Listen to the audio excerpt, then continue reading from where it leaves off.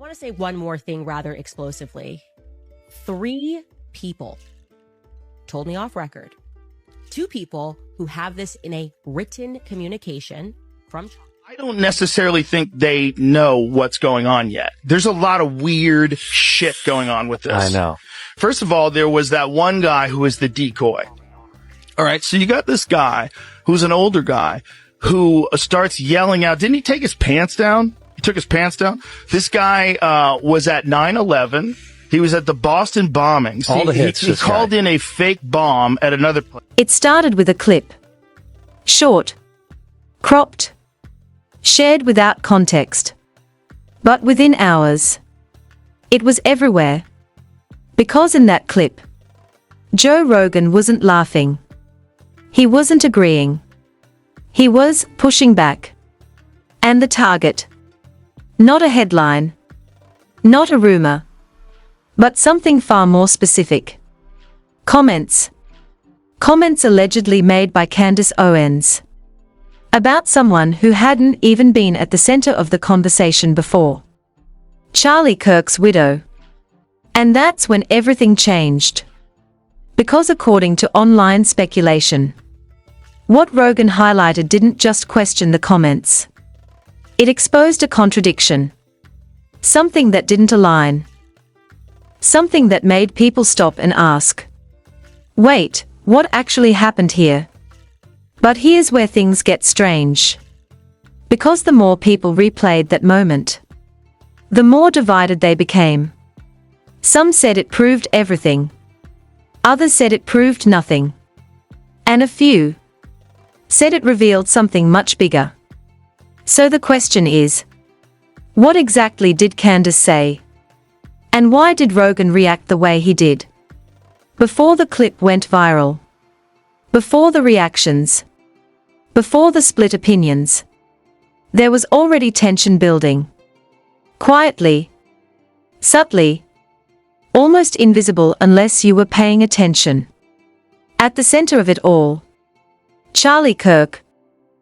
A public figure with a clear voice, a defined presence, and a narrative that, at least on the surface, felt consistent. But after his passing, that narrative didn't end. It shifted. Because attention moved. Not immediately. Not dramatically. But enough to create a new focal point. His widow. Not a public figure in the traditional sense. Not someone who had built a platform. But suddenly, according to online speculation, someone connected to decisions, perceptions, and discussions happening behind the scenes. And that's where things get complicated. Because unlike Charlie, she didn't speak often. No regular statements. No continuous presence. Just occasional mentions. Fragments. And silence. But here's where things get strange. Because silence doesn't stop narratives. It fuels them. And slowly, discussions began to form. Not official. Not confirmed. But persistent. Questions about influence. Questions about involvement. Questions about what happens after a central figure is gone. And that's when Candace Owens entered the conversation more directly. Not aggressively. Not as an accusation. But as commentary. Observations. Interpretations. And according to some online discussions, what she said didn't go unnoticed. Because it wasn't just about facts. It was about framing. How the situation was being understood. How certain roles were being perceived. And that's where the first cracks appeared. Because not everyone agreed with that framing. Some believed she was raising valid points. Others felt she was reading too much into incomplete information.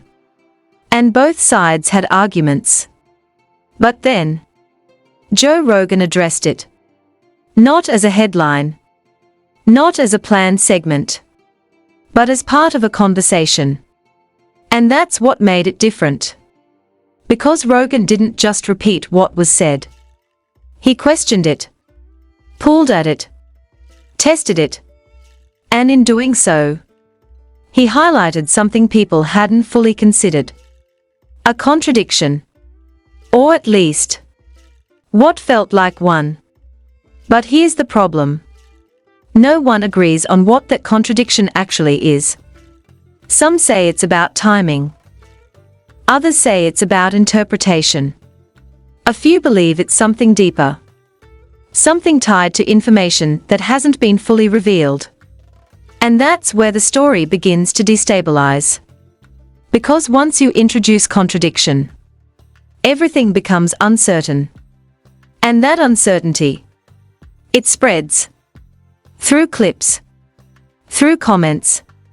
Through people trying to make sense of something that doesn't fully align. And suddenly, what started as a conversation becomes a moment. A trigger. But here's the real question. Was Rogan exposing something real? Or simply questioning something that wasn't fully understood?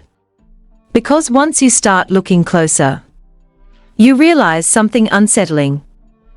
The moment itself might not be the story. It might be the beginning of something much bigger. The moment people started asking what Candace actually said, everything accelerated. Because the truth is, most people didn't hear the original comments. They heard versions of them. Clipped. Edited. Shared with captions that told you what to think before you even pressed play. And that's where the first layer begins. Because according to some online speculation, the original comments made by Candace Owens weren't direct accusations. They were interpretations. Observations about patterns. About how narratives evolve after someone like Kirk is no longer there to control them. But here's where things get strange. Because once those comments were clipped, they started sounding more definitive. More certain. Almost like conclusions. Instead of questions. And that shift, it changes everything. Because when something sounds certain, people treat it as fact. Even when it's not confirmed. And then, the screenshots appeared. Unverified. Blurry. Circulating across forums and comment sections. Allegedly showing fragments of conversations tied to the broader situation. No names. No timestamps that could be confirmed. Just lines like, "They are shaping it differently now. It's not what people think it is. Keep it controlled." Controlled. That word again. Different context. Same implication. And that's when the narrative deepens. Because now, people aren't just analyzing what Candace said. They are connecting it to something bigger. Something behind the scenes. But here's the unsettling part. Because none of it is confirmed. Not the screenshots. Not the messages. Not even the context in which they were supposedly sent. And yet, they spread. Fast. Because they feel real. And feeling real is often enough. And then, the voice note. Again. Distorted. Unverified. But widely shared before disappearing. In it, a voice allegedly says, "It's not about what she said. It's about what she's referencing." That line changes everything. Because it shifts the focus away from the comments to the source of those comments. What information was she working from? What context did she have? And more importantly, did anyone else have it? That's when people started rewatching Rogan's reaction. Not just listening, but analyzing. Looking for clues. And they found something. Not in what he said, but in what he didn't. The pauses. The hesitation. The way he asked follow-up questions. Like he was trying to clarify something that didn't fully make sense. And that's when the divide begins. Because some viewers believe he was exposing inconsistencies, highlighting flaws in Candace's interpretation. But others believe the opposite. That he was trying to understand something he hadn't been fully aware of. And that creates tension. Because those are two completely different interpretations. And both feel possible. Which brings us back to the central problem. Ambiguity. Because when something isn't clearly defined, it becomes open to interpretation, to speculation, to narratives that grow in different directions. And that's exactly what happened. Online communities split. Some defending Candace, arguing that she was raising valid questions. Others siding with Rogan, claiming he exposed contradictions that couldn't be ignored. And then, a third perspective emerged. The most unsettling one. That neither side was entirely right. Because according to this view, they weren't arguing about facts. They were operating from different levels of information, different contexts, different assumptions. And if that's true, then the conversation wasn't a debate. It was a misalignment. And misalignment is harder to resolve than disagreement. Because it means there's no shared foundation, no common understanding. And that's when the story starts to unravel. Because now, every piece of evidence is questioned. Every statement is reinterpreted. Every reaction is analyzed. And nothing feels stable. Because once uncertainty enters the narrative, it doesn't leave. It spreads. And right in the middle of all that uncertainty is that moment, that clip, where Joe Rogan questions, and Candace Owens stands by what she said. And the audience, left trying to figure out which version makes more sense, or if either of them does. And that's where the escalation begins. Because what comes next doesn't bring clarity. It brings contradiction. At this point, you'd expect things to settle. More context usually leads to clarity. More discussion usually leads to answers.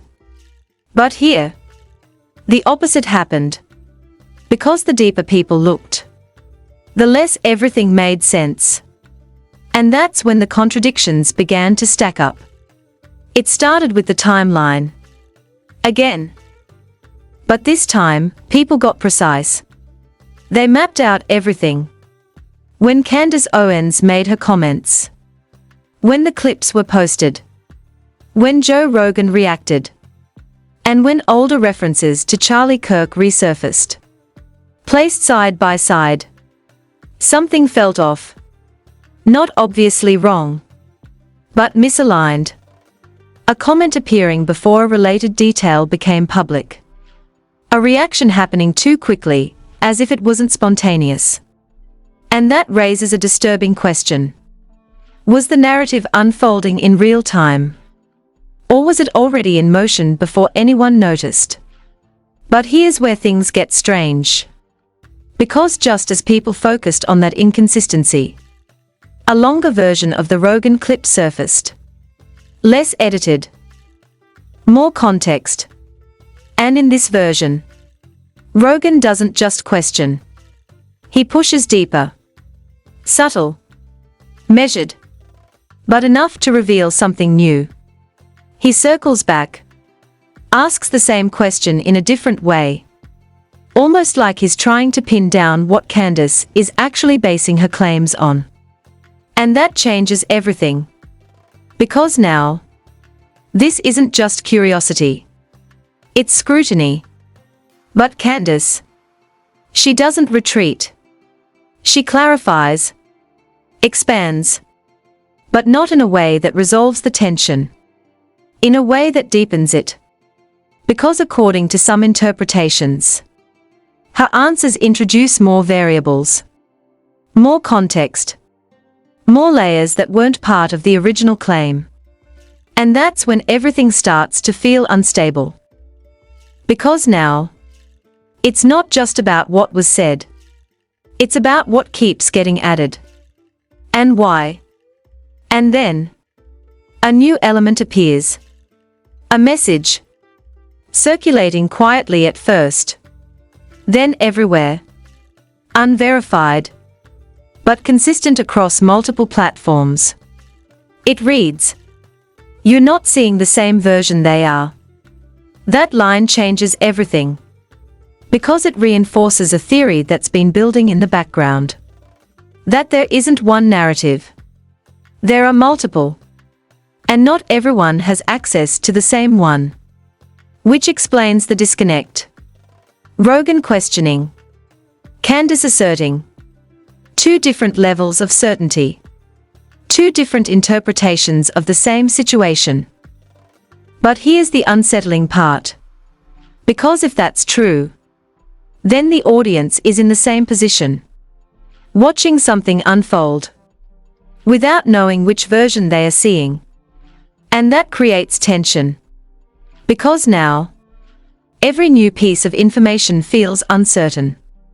Not because it's false, but because it might be incomplete. And then, another contradiction. Old footage resurfaces.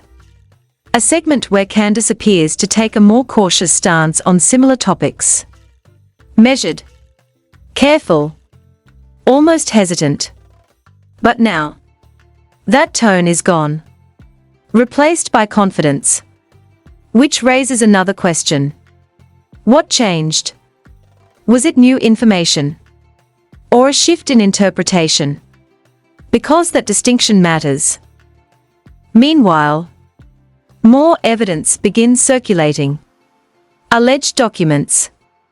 References to discussions that supposedly happened off camera. Nothing confirmed. But enough to create a pattern. A recurring theme of controlled messaging. Of narratives being shaped. Not randomly, but deliberately. And that's when the emotional intensity spikes. Because now, you're not just watching a disagreement. You're watching something that feels orchestrated. Structured. Even if there's no proof. And that's what makes it powerful. Because perception alone can change everything. And then, the pushback. Stronger this time. More coordinated.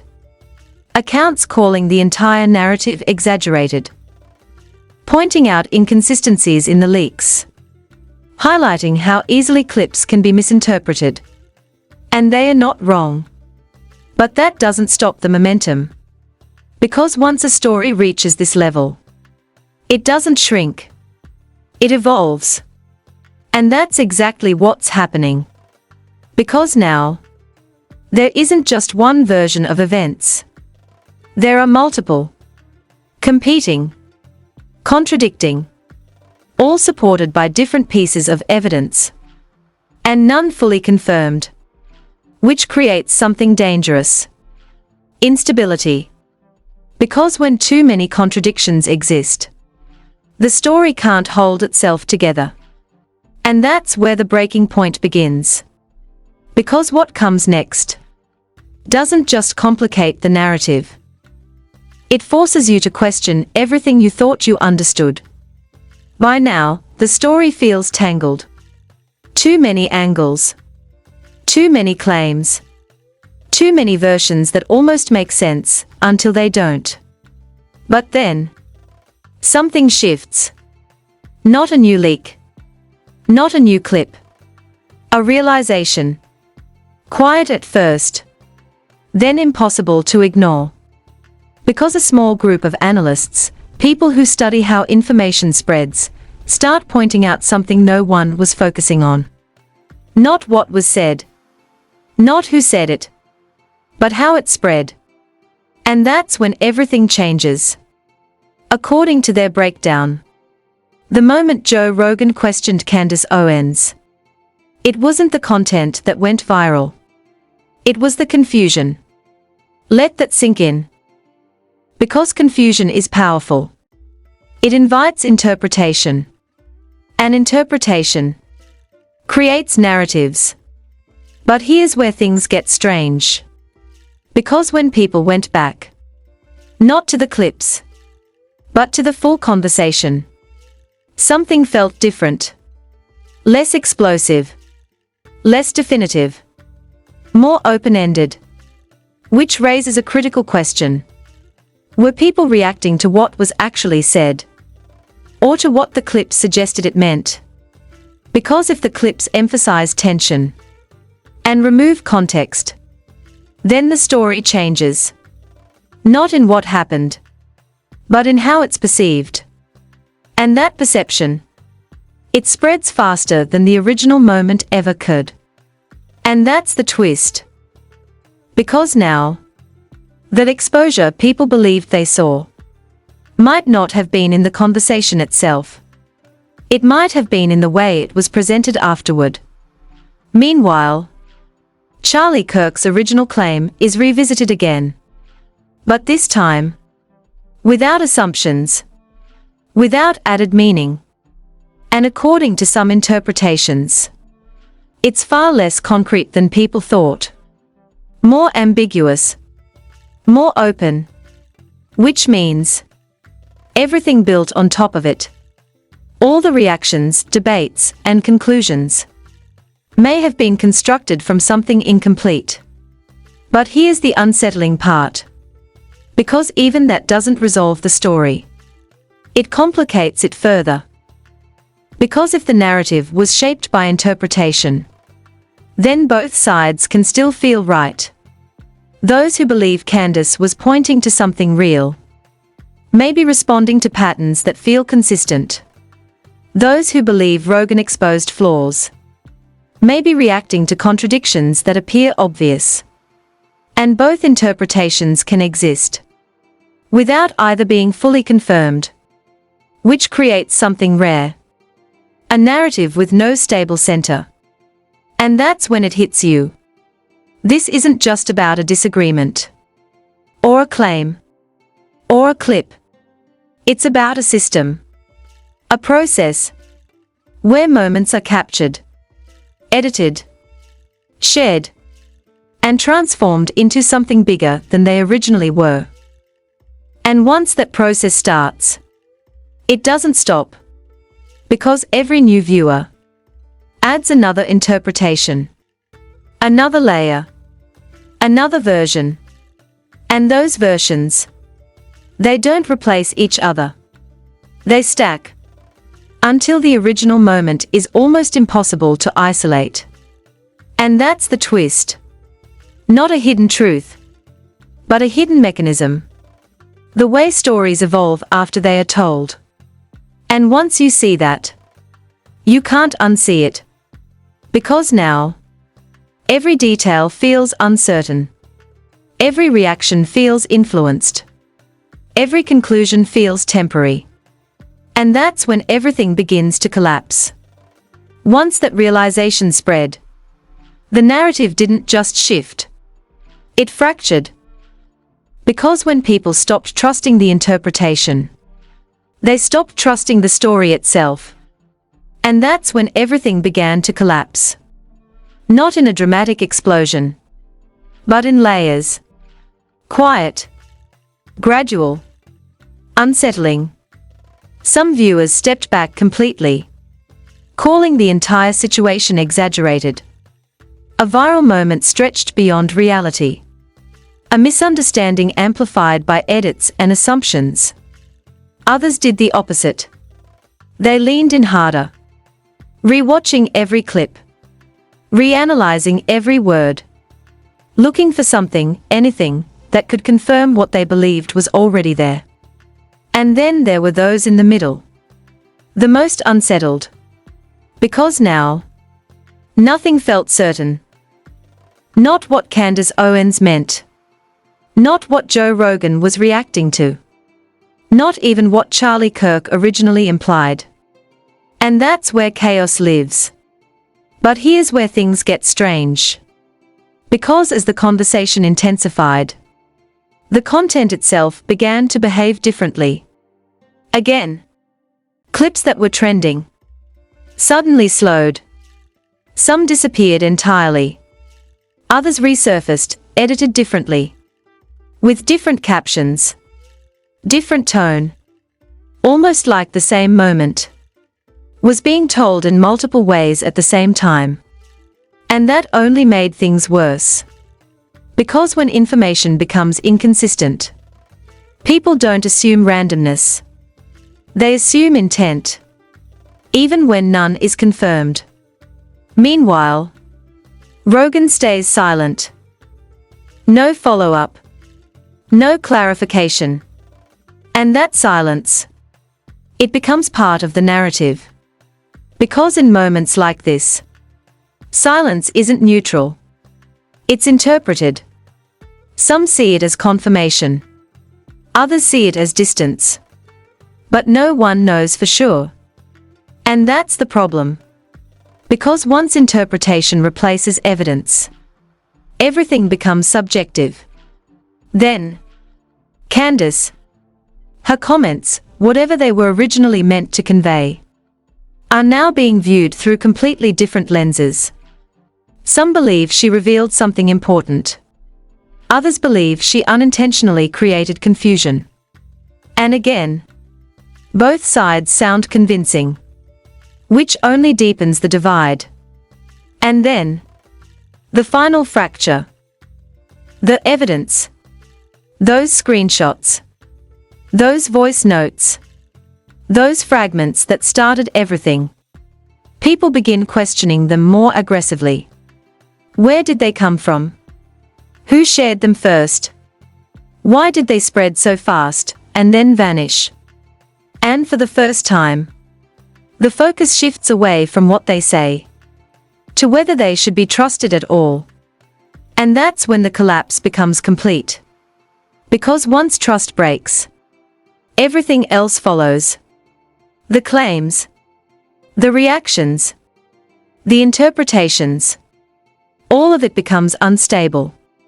And what's left is uncertainty. Not chaotic, structured, persistent, unresolved. Because now, there isn't one story. There are many. All competing. All incomplete. All impossible to fully confirm. And that's where we are. Not at an ending, but at a standstill. A point where the narrative no longer moves forward clearly. It just exists. Fragmented. Unresolved. Still evolving. And that leads to one final question. If everything has collapsed into uncertainty, then what are we actually left with? So what did we really witness? An exposure? A misunderstanding? Or something far more unsettling? A moment where perception overtook reality. Because when you step back, nothing here is fixed. Joe Rogan, questioning, but never fully clarifying.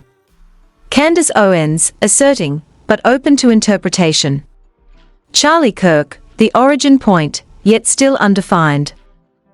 All connected, but not in a way that gives you a single answer.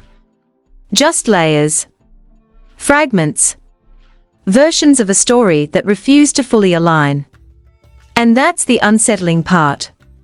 Because every explanation feels possible. Was something real being hinted at? Or did the audience create meaning from incomplete information? Was Rogan exposing a contradiction? Or reacting to something that was never clearly defined to begin with? And most importantly, how much of what you believe about this moment comes from what was actually said? And how much comes from everything that followed? Because once a narrative starts moving, it doesn't stay the same. It evolves. With every clip, every caption, every interpretation layered on top, until the original truth, whatever it was, becomes harder to recognize.